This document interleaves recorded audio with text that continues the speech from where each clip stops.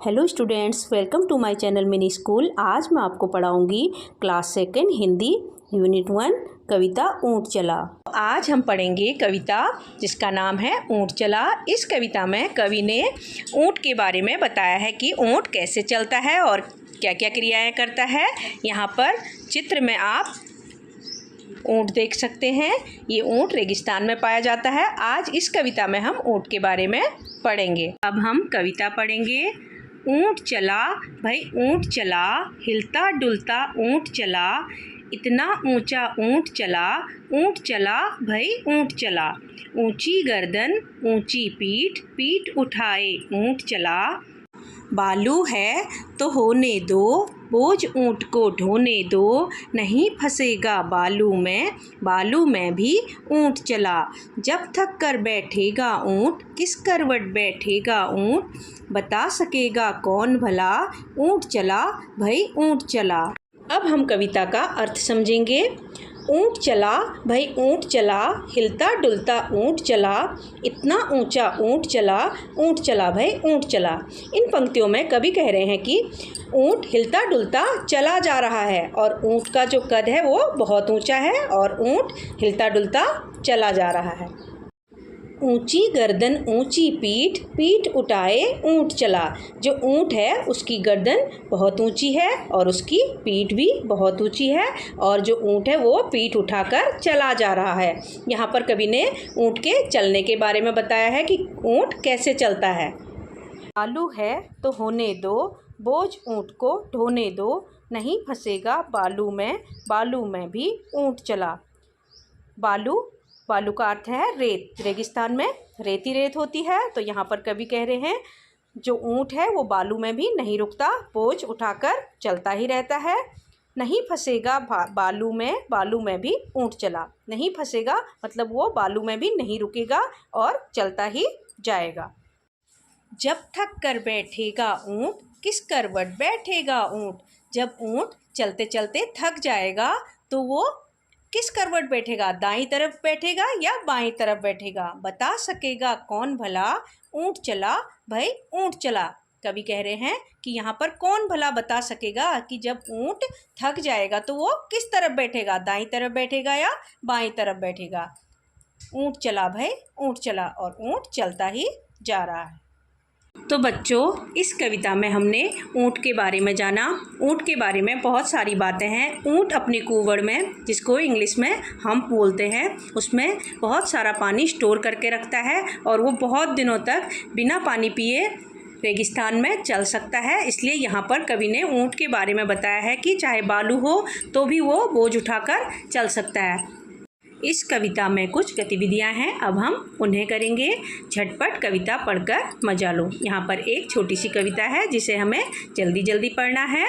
कुछ ऊँट ऊंचा, कुछ पूंछ ऊंची, कुछ ऊंचे ऊँट की पीठ ऊंची। ये लिखा है, अब जल्दी जल्दी बोलकर देखो, जीभ लड़खड़ा गई ना। कैसी लगी कविता? इस कविता को अपने मन से नाम दो। ऊपर दी गई जगह में लिख भी दो। यहाँ पर खाली जगह दी है, यहाँ पर आपको इसका नाम लिखना है। हम यहाँ पर ऊंचा ऊँट नाम भी दे सकते हैं।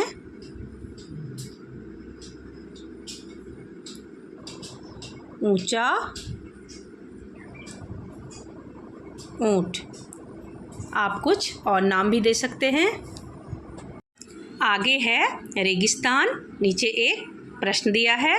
ऊँट रेगिस्तान में ज़्यादा मिलते हैं। नीचे दो चित्र बने हैं, सही जगह पर ऊँट का चित्र बनाओ। यहाँ पर दो चित्र दिए हैं तो हम यहाँ पर सही जगह पर चित्र बनाएंगे। पहले चित्र में रेगिस्तान है और दूसरे में सड़क बनी है, तो आप पहले वाले चित्र में ऊँट का चित्र बनाएंगे। अब नीचे प्रश्न दिया है, बालू या रेत कहाँ कहाँ पर मिलती है। तो हम क्या लिखेंगे, बालू और रेत नदी पर मिलती है, नदी के तट पर और समुद्र के तट पर, और कहाँ मिलती है, रेगिस्तान में। क्या लिखेंगे, रेगिस्तान।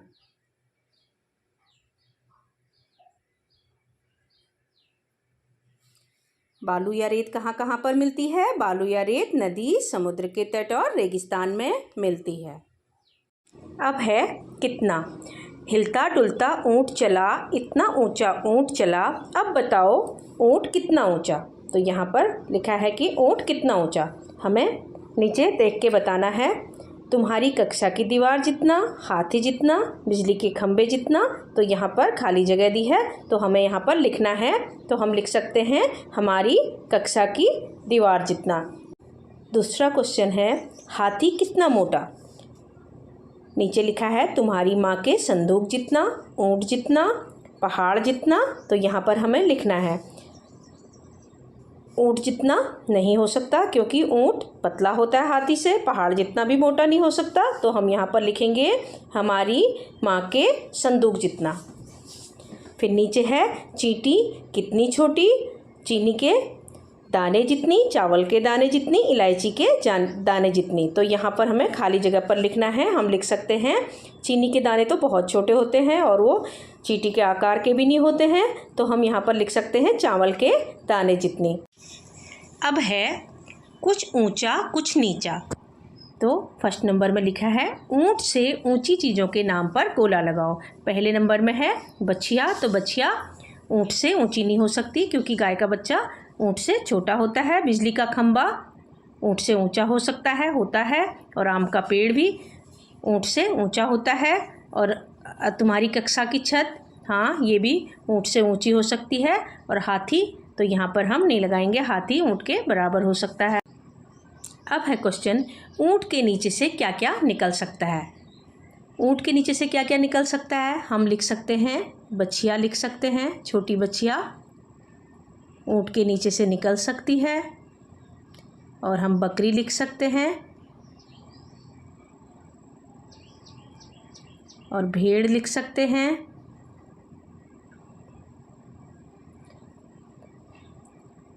कुत्ता लिख सकते हैं। आप और सारी चीज़ें भी लिख सकते हैं। अब है ग, किन किन चीज़ों की मदद से ऊंट पर चढ़ोगे। तो हम ऊंट पर किन किन चीज़ों की मदद से चढ़ सकते हैं। हम सीढ़ी की मदद से चढ़ सकते हैं। यहाँ पर लिखेंगे सीढ़ी।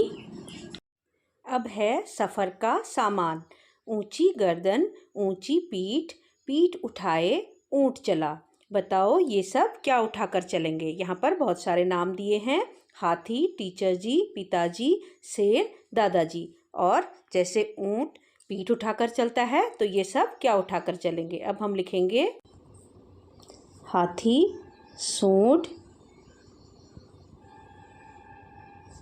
शेर, टहनी, पिताजी, टीचर जी किताब, चौक और रजिस्टर।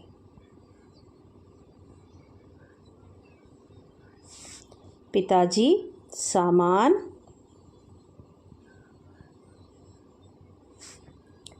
बैग।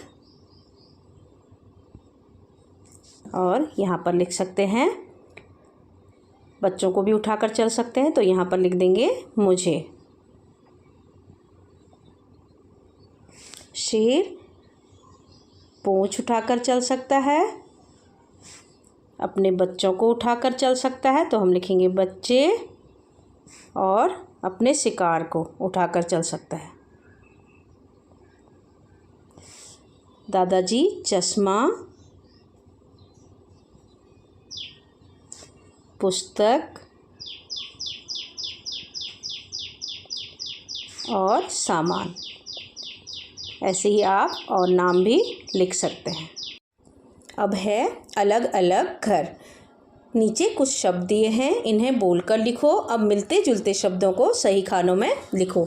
यहाँ पर अलग अलग खाने दिए हैं और शब्द दिए हैं झूठ, शूट, भला, धंस, हंस, तब, कब, गला, आलू और चालू। यहाँ पर सबसे पहले ऊँट, तो हमें ऊपर से छांट के इसमें शब्द लिखने हैं। जैसे ऊँट, ऊँट के नीचे हम लिखेंगे सूंठ। बालू, तो हम लिखेंगे आलू। और चालू। भैंस, तो हम यहाँ लिख सकते हैं धंस और हंस। चला, भला और गला। ऐसी जब, तो हम लिखेंगे तब, और यहाँ पर कब। तो नीचे लिखा है ऐसे ही और शब्द सोचकर लिखो। तो यहाँ पर आपको ये शब्द सोचकर खुद लिखने हैं कि आप और क्या क्या शब्द सोच सकते हो। अब है अक्षर की बात। कविता में ब से शुरू होने वाले शब्द कौन कौन से हैं, उनके नीचे रेखा खींचो। तो आपकी कविता में कौन कौन से शब्द हैं जो ब से शुरू होते हैं? आपकी कविता में जो शब्द ब से शुरू होते हैं आप उनके नीचे रेखा खींचेंगे। जैसे बोझ, बालू,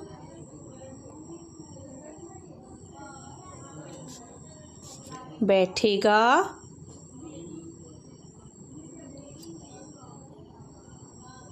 और बात। इन शब्दों के नीचे आप रेखा खींचेंगे। अगला प्रश्न है, तुम्हारा नाम किस अक्षर से शुरू होता है? उस अक्षर से 4 शब्द और लिखो। अगर किसी का नाम स से शुरू होता है तो वो 4 शब्द और क्या क्या लिख सकता है? सूरज,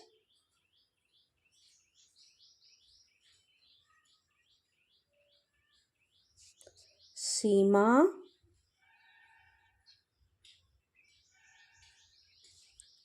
सीता और सरिता।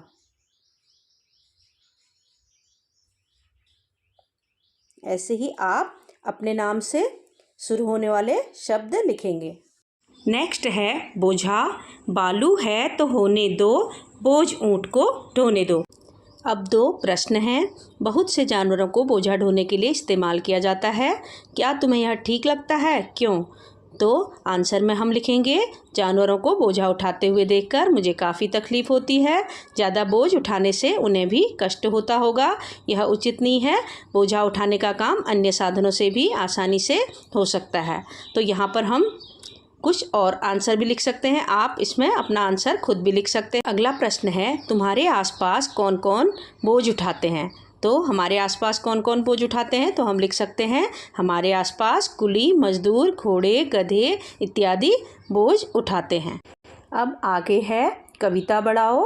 अक्की बक्की करें तरक्की। तो हम इसको आगे लिख सकते हैं, दोनों की यारी हो पक्की, करें कभी ना धक्का मुक्की। अब है कितने ऊँट। इस कविता में कितनी बार ऊँट शब्द आया है बिना देखे बताओ। तो हम इस कविता में कितनी बार ऊँट शब्द आया है यहाँ पर लिखेंगे। इस कविता में 13 बार ऊँट शब्द आया है। तो ऐसे ही आपको अपनी बुक में भी लिखना है। अगला प्रश्न है, नीचे चित्र में कितने ऊँट छिपे हैं ध्यान से देखकर बताओ। नीचे ये चित्र दिया है जिसमें बहुत सारे ऊँट बने हैं।